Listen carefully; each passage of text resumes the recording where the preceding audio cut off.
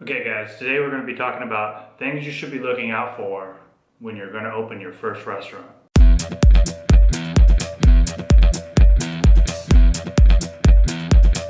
So say you're in the process of opening a restaurant, you got your menu set, you know where it's going to be, you know the location, you got your head chef hired, you got your GM. Now all you need is a space to put it in, right?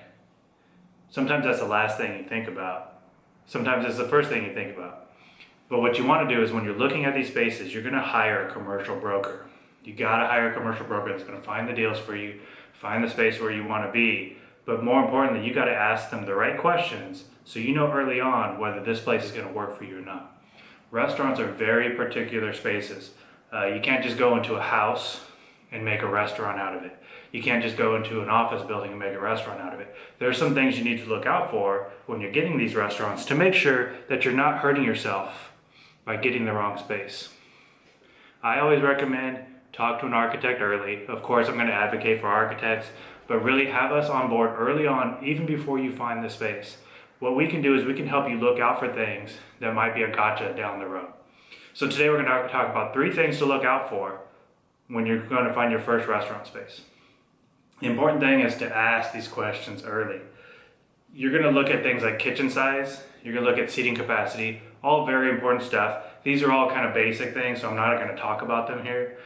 You know how many people you could probably serve. That's going to go into your pro forma to make sure you're making money. You're going to make sure the kitchen's big enough. But these are things that have come up in projects I've done in the past that have come to bite us down in the road later that we've had to address. So without further ado, let's just get into it. First thing, most important thing when you're finding a restaurant space, what is the gas capacity? Most of your kitchen equipment is going to be running off of gas. You can run electric, but it's going to be super expensive to get the equipment. It's going to cost a lot of money to run. Almost all the equipment out there is going to be gas related. So when you're going into a space, make sure there's enough gas capacity for the equipment that you're putting in there.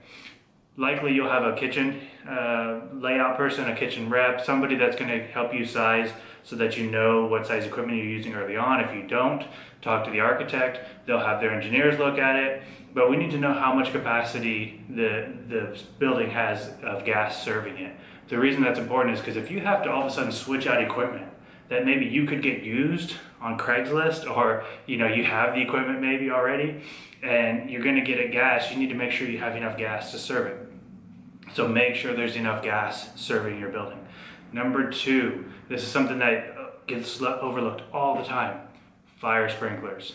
Okay, depending on the size of building that you're looking at, the size of seating capacity, and which building code you're in. Every jurisdiction is different, but on the 2015 International Building Code, when you have an assembly occupancy like we do for restaurants, most of the time, if you have over 100 occupants, you're going to need some kind of fire sprinkler.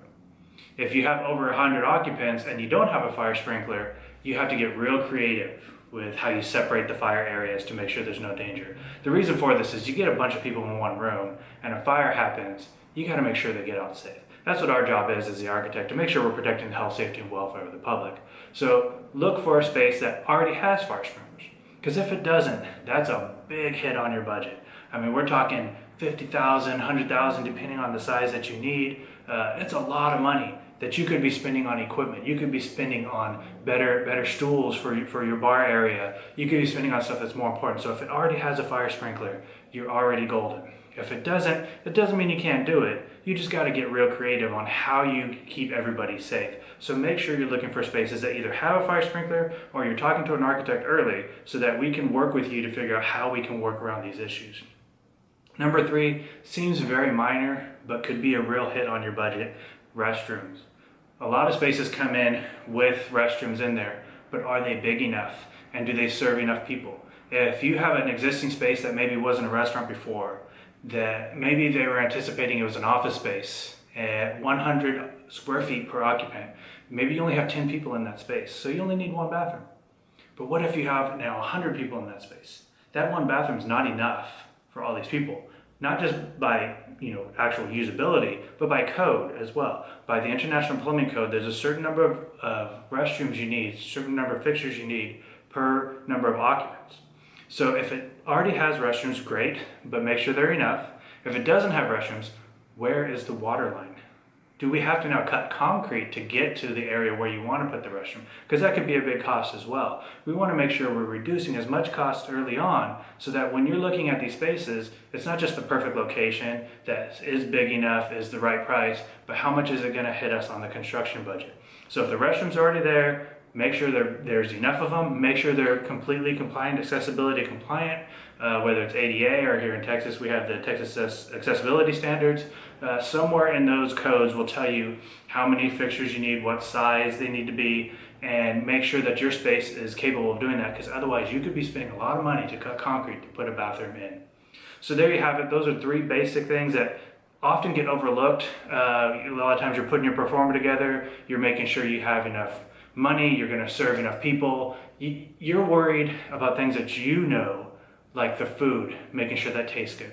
It's like I say to a lot of my clients, I'll bring them in there the first time, you got to bring them back the second time. So you worry about those things. You make that food good, you make that service amazing, and we'll make sure that you get a building that complies to you. So get your architect on early, talk to your broker, find the right space, and you can save yourself a lot of money down the road. So that's it. 3 things to look out for when you're opening your first restaurant.